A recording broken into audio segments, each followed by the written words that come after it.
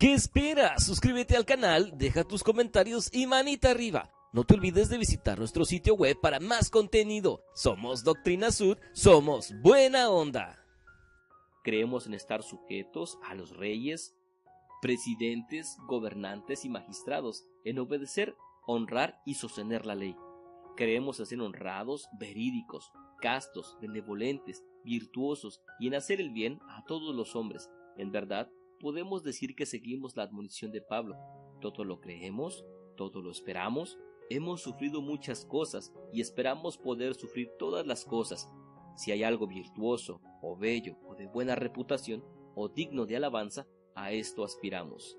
Muy atentamente, José Smith.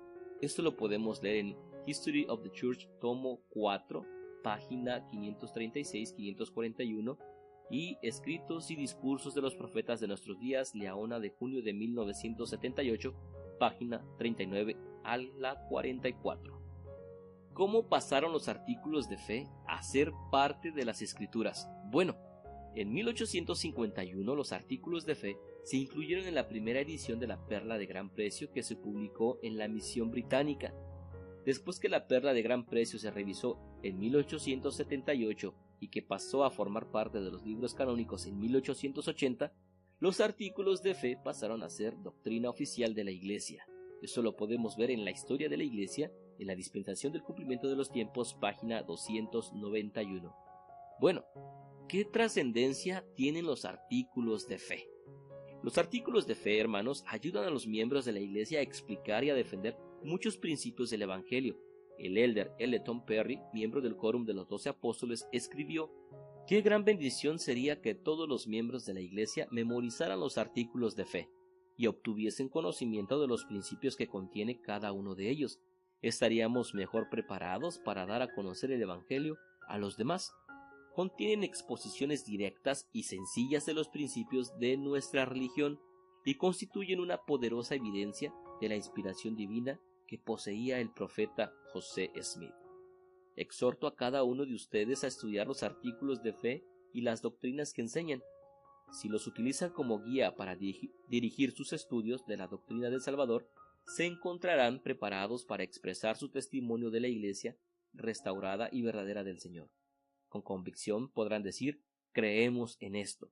Los artículos de fe, Leona de julio de 1998, página 23 y 25. Ahí podemos encontrar esta información. Dios y su plan de salvación. Artículo de fe 1.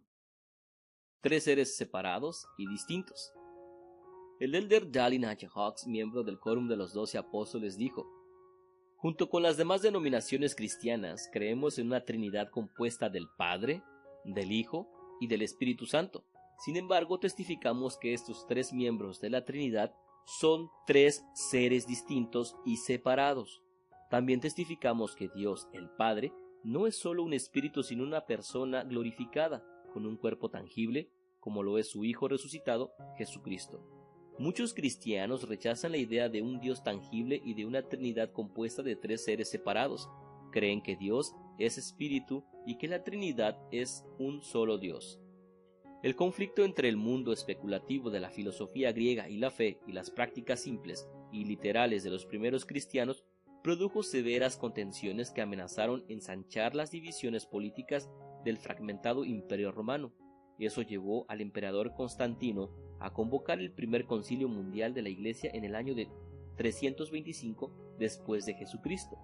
La decisión de este concilio de Nicea permanece como el acontecimiento singular más importante después de la muerte de los apóstoles. En lo que respecta a la definición del concepto cristiano de la Trinidad, el credo de Nicea borró la idea de los seres separados de Padre e Hijo al definir a Dios el Hijo como una substancia con el Padre. Hubo concilios posteriores y de sus decisiones y de los escritos de religiosos y filósofos surgió una síntesis de la filosofía griega y de la doctrina cristiana, en la que los cristianos ortodoxos de esa época perdieron la plenitud de la verdad con respecto a la naturaleza de Dios y a la Trinidad. Las consecuencias de ello persisten en los varios credos cristianos que declaran una Trinidad de un solo ser y que describen a ese ser solo o Dios como incomprensible. y sin cuerpo, partes o pasiones. Una de las características que distinguen a la doctrina de la Iglesia de Jesucristo de los Santos de los últimos días es el rechazo de todos esos credos posbíblicos. La primera visión de José Smith demostró que los conceptos que prevalecían con respecto a la naturaleza de Dios y a la Trinidad no eran verdaderos y que no podrían conducir a sus adherentes al destino que Dios deseaba para ellos. Podemos entender lo que Él ha revelado sobre sí mismo y sobre los otros miembros de la Trinidad, y ese conocimiento es esencial para comprender el propósito de la vida terrenal y de nuestro destino eterno. Esto lo podemos leer en La Apostasía y la Restauración, Liaona de julio de 1995, página 95 y 97. Dios, el Padre Eterno. En una exposición doctrinal llevada a cabo en 1916, la primera presidencia y el quórum de los 12 apóstoles declararon: Dios, el Eterno Padre, a quien damos el exaltado título de Elohim, es el Padre literal de nuestro Señor y Salvador Jesucristo, así como de los espíritus de la raza humana.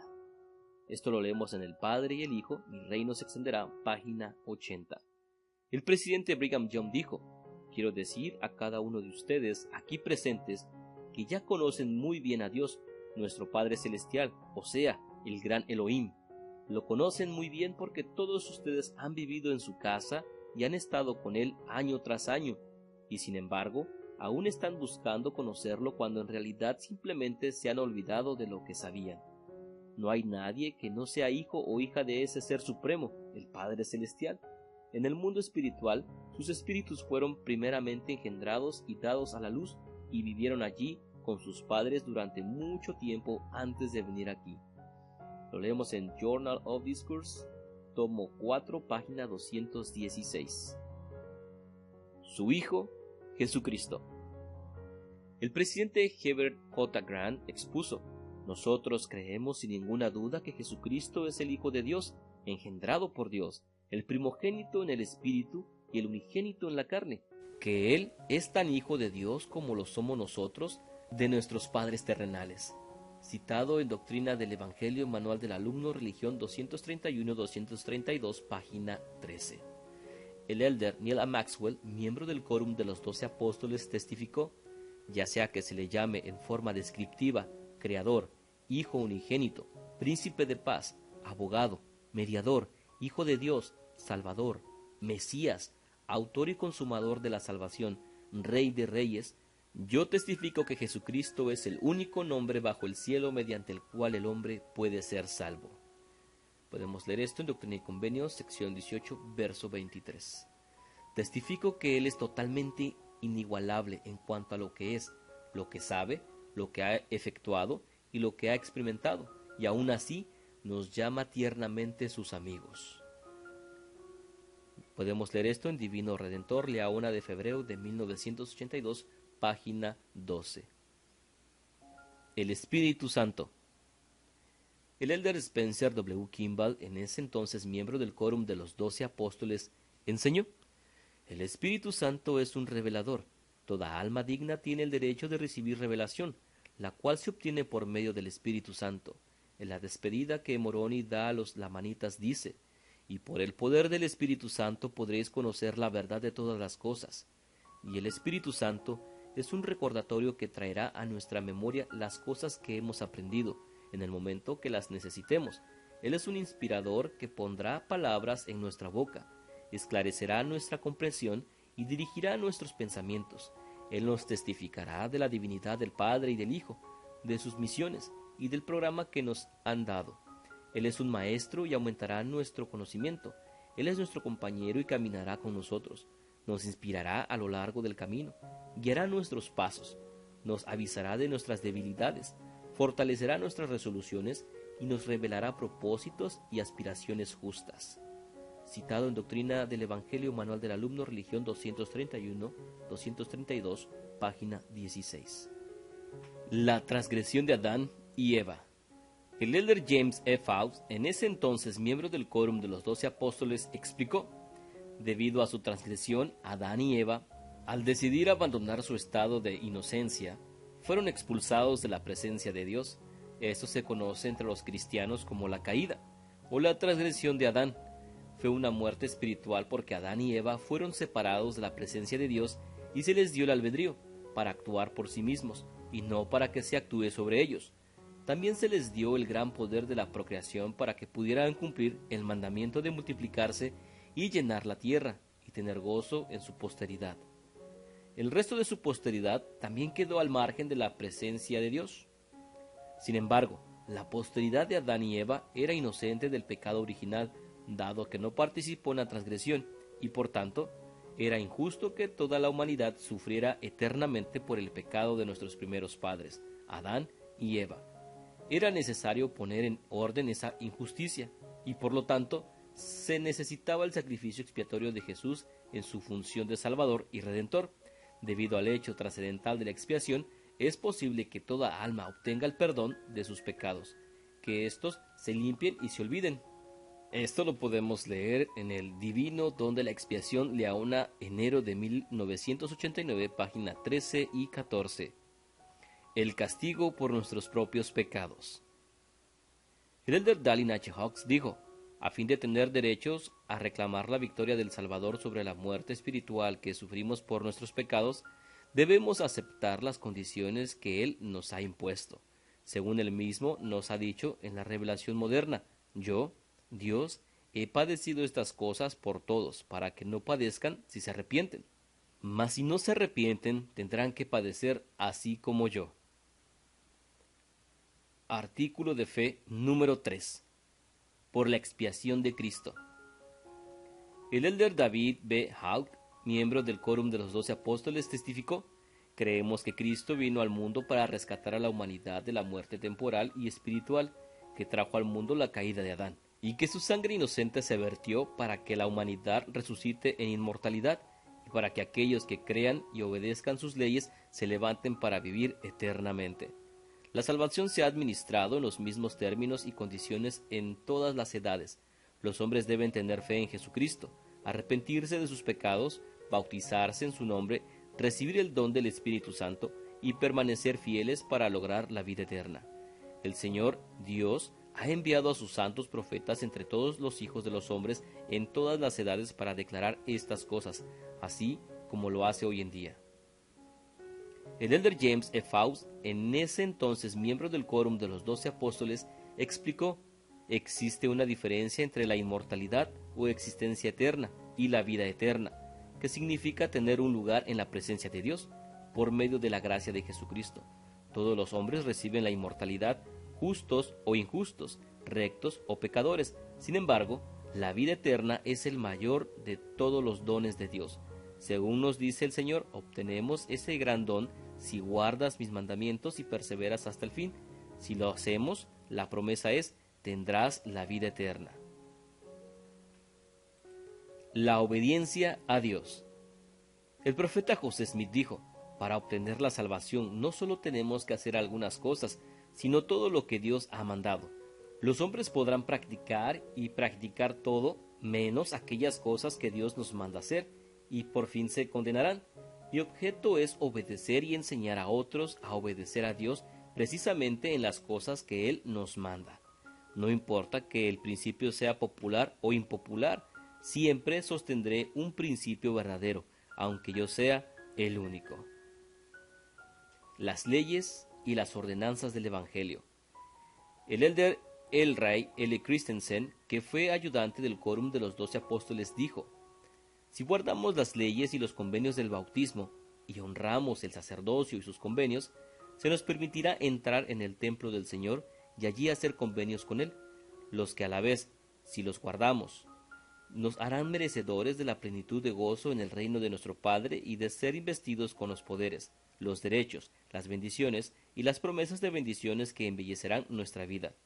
Nos bendecirán eternamente y nos brindarán un regocijo que excede a nuestro poder de comprensión. ¡Qué esperanza! ¡Qué seguridad! ¡Qué dicha traerá eso al corazón de los hombres! Artículo de fe número 4. Los primeros principios y ordenanzas del Evangelio. El profeta José Smith enseñó: el bautismo es por señal a Dios, a los ángeles y a los cielos que hemos cumplido con la voluntad de Dios y no hay otro modo bajo los cielos que Dios haya ordenado para que el hombre venga a él y sea salvo, y entre en el reino de Dios, sino por la fe en Jesucristo, el arrepentimiento y el bautismo para la remisión de los pecados, y si se hace de cualquier otro modo, será en vano, y entonces tendréis la promesa del don del Espíritu Santo. Enseñanzas del profeta José Smith, página 239-240. Fe en el Señor Jesucristo. El presidente Joseph Fielding Smith escribió: el primer principio del Evangelio es fe en el Señor Jesucristo, y naturalmente no vamos a tener fe en el Señor Jesucristo sin tener fe en su Padre. Entonces, si tenemos fe en Dios el Padre y en el Hijo, y somos guiados, tal como debería hacerlo, por el Espíritu Santo, tendremos fe en los siervos del Señor mediante los cuales Él ha hablado. El arrepentimiento. El presidente Joseph F. Smith enseñó: el arrepentimiento verdadero no solo es sentir pesar por los pecados y hacer humilde penitencia y contrición delante de Dios, sino que comprende la necesidad de apartarse del pecado, la suspensión de toda práctica y hechos inicuos, una reformación completa de vida, un cambio fundamental de lo malo a lo bueno, del vicio a la virtud, de las tinieblas a la luz. No solo esto, sino hacer restitución hasta donde sea posible, por todas las cosas malas que hayamos hecho, y pagar nuestras deudas y restaurar a Dios y a los hombres sus derechos, aquello que nosotros les debamos. El elder James E. Talmage, que fue miembro del Quórum de los 12 Apóstoles, advirtió: cuanto más intencional es el pecado, tanto más se dificulta el arrepentimiento. Mediante la humildad y un corazón contrito, los pecadores pueden aumentar su fe en Dios y obtener de Él, de este modo, el don del arrepentimiento. Al paso que se va demorando el arrepentimiento, la habilidad para arrepentirse se va debilitando. El pasar por alto las oportunidades en cuanto a cosas santas produce la inhabilidad. El bautismo por inmersión, para la remisión de los pecados. El elder Joseph F. Smith, en ese entonces miembro del Quórum de los 12 Apóstoles, dijo: bautismo significa inmersión en el agua, y debe administrarlo, en el nombre del Padre, y del Hijo, y del Espíritu Santo, uno que tenga la autoridad. El bautismo sin autoridad divina no es válido, es un símbolo de la sepultura y de la resurrección de Jesucristo, y debe efectuarse a semejanza de ello. El elder Richard G. Scott, miembro del Quórum de los 12 Apóstoles, enseñó: cuando se bautiza un alma arrepentida, todos los pecados anteriores quedan perdonados y no hay que recordarlos. Si el arrepentimiento es completo y uno se ha purificado, se tiene una nueva visión de la vida y sus posibilidades maravillosas. ¡Qué magnífica es esta promesa del Señor! He aquí, quien se ha arrepentido de sus pecados es perdonado, y yo, el Señor, no los recuerdo más. El Señor es fiel a su palabra y siempre lo será. El elder James E. Talmage escribió: el objeto especial del bautismo es proporcionar la entrada a la Iglesia de Cristo con la remisión de pecados. ¿Qué necesidad hay de multiplicar las palabras para comprobar el valor de esta ordenanza divinamente señalada? ¿Qué mejor don se podría ofrecer a la raza humana que un medio seguro de obtener perdón de la transgresión? La justicia prohíbe que se perdonen universal e incondicionalmente los pecados cometidos, salvo mediante la obediencia a la ley decretada. Pero se proveen medios sencillos y eficaces por los cuales el pecador arrepentido puede hacer un convenio con Dios, ratificando dicho convenio con la señal que es reconocida en el cielo, de que se sujetará a las leyes de Dios. De esta manera se coloca a sí mismo dentro de los límites de la misericordia, bajo cuya influencia protectora puede ganar la vida eterna. La imposición de manos, para comunicar el don del Espíritu Santo. El Señor dice que uno de los deberes de los élderes de la Iglesia es confirmar por la imposición de manos a los que se bautizan en la Iglesia, para que reciban el bautismo de fuego y del Espíritu Santo, de acuerdo con las Escrituras. El elder Bruce R. McConkie, que fue miembro del Quórum de los 12 Apóstoles, dijo: no existe un don mayor que se pueda obtener y del cual se pueda gozar en vida terrenal que el don del Espíritu Santo. Ese don consiste en el derecho de tener la compañía constante de ese miembro de la Trinidad, y solo se disfruta bajo la condición de la rectitud personal. El elder Richard G. Scott, en ese entonces miembro de los 70, declaró que mediante este don podemos recibir la verdad en toda su pureza para guiarnos en la vida, el consejo de Dios para resolver nuestros problemas y hasta su poder para vencer obstáculos. El elder James E. Faust, en ese entonces miembro del Quórum de los 12 Apóstoles, explicó: este don poderoso da a los líderes y a todos los miembros dignos de la Iglesia el derecho de gozar de los dones y la compañía del Espíritu Santo, un miembro de la Trinidad cuyo propósito es el de inspirar, revelar y enseñar todas las cosas. El resultado de este privilegio es que los líderes y miembros de esta Iglesia han gozado y gozan de revelación e inspiración continuas que los guían a hacer lo que es justo y bueno. El elder Dallin H. Oaks testificó: ese Espíritu, el Espíritu Santo, es nuestro consolador, nuestro orientador, nuestro comunicador, nuestro intérprete, nuestro testigo y nuestro purificador, nuestro guía y santificador infalible en nuestra jornada terrenal hacia la vida eterna.